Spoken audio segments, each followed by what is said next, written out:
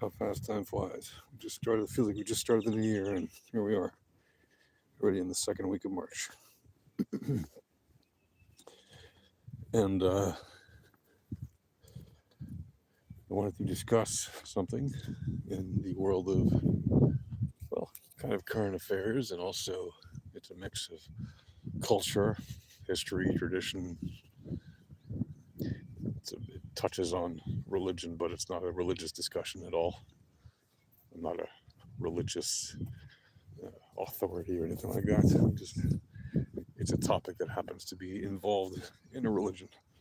And that is, as you can tell by the title of the video, Israel at war during Purim. And Purim, in case you don't know, is a holiday in the Jewish religion, and it is a specific time of year and a particular holiday in which uh, it is celebrated as a very fun holiday to basically celebrate probably the most common refrain of all Jewish holidays, or the reason for Jewish holidays, except for Shabbat, obviously, which is a Jewish holiday every week, but like the most common reason almost from the collective experience of the Jewish people throughout history.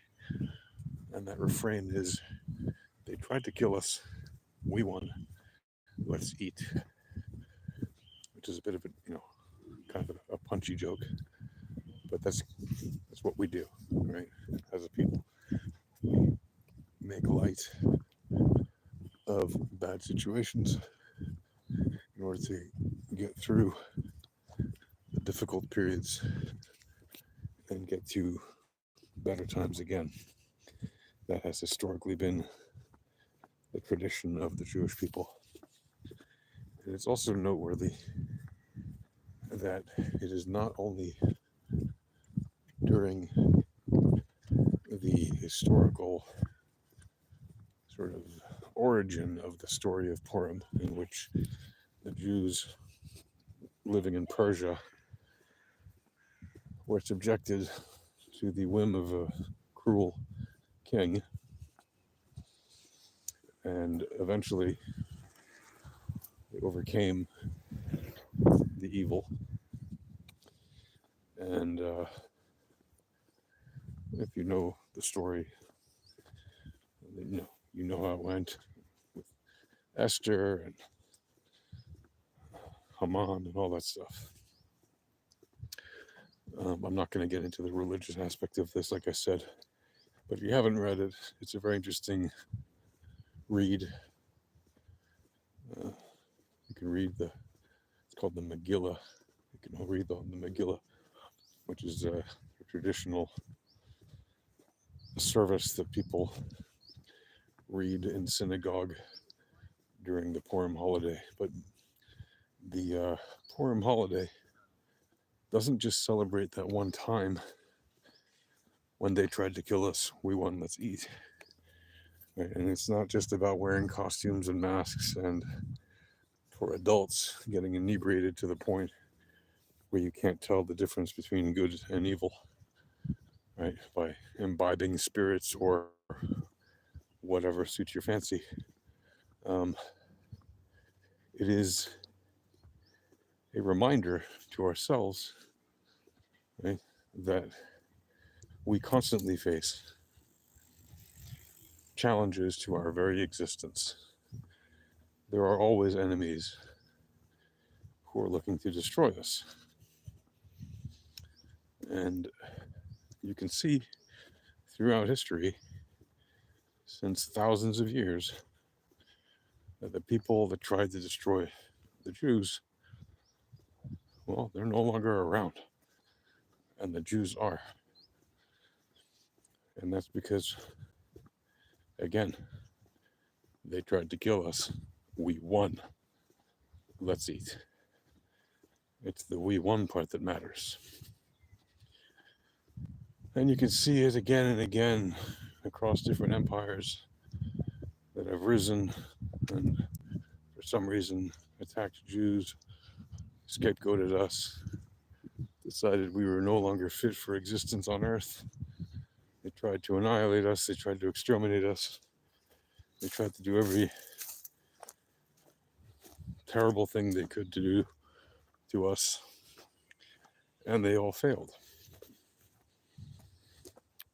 And I'm not going to get into the religious perspective of it or anything. I'm just saying historically that is what has happened. And you can even see it in the last century with the Holocaust and the Nazis. They tried to kill us. We won. Let's eat. And within 3 years after the end of the Holocaust, the Jewish state of Israel was reestablished, which was a massive victory, obviously. And more recently,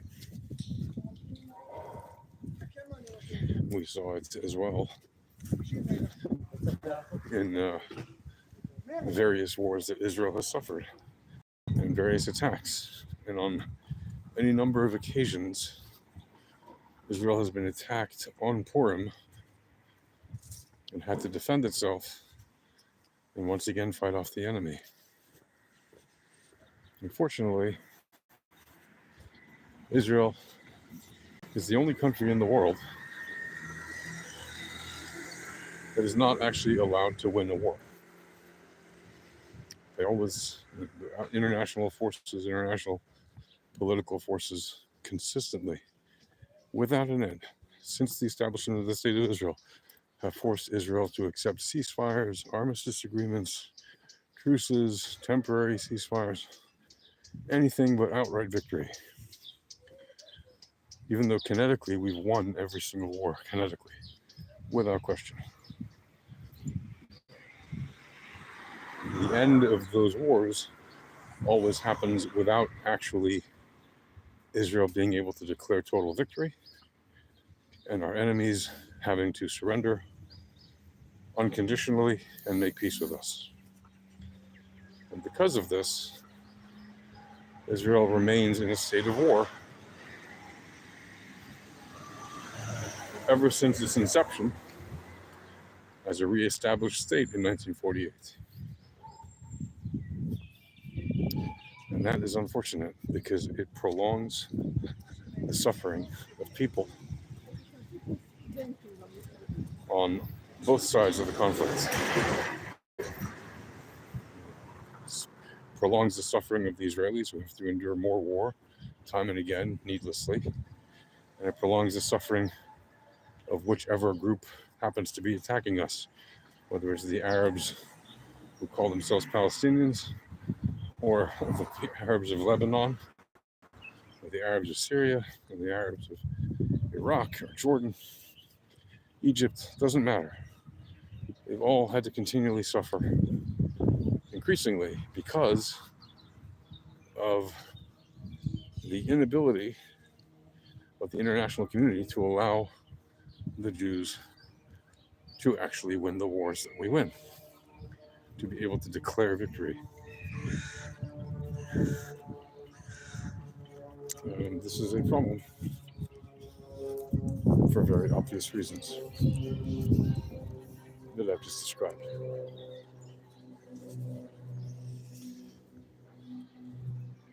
It's a shame because it means that for now we are stuck in an endless hamster wheel of wars and fighting. And we now maybe have an opportunity to change that. But at the moment, it looks like once again, this war is not going to end the way people think it is, with an outright victory. But it's actually going to end once again with a useless armistice or ceasefire or truce. Anyway, I wanted to let you know that. And peace.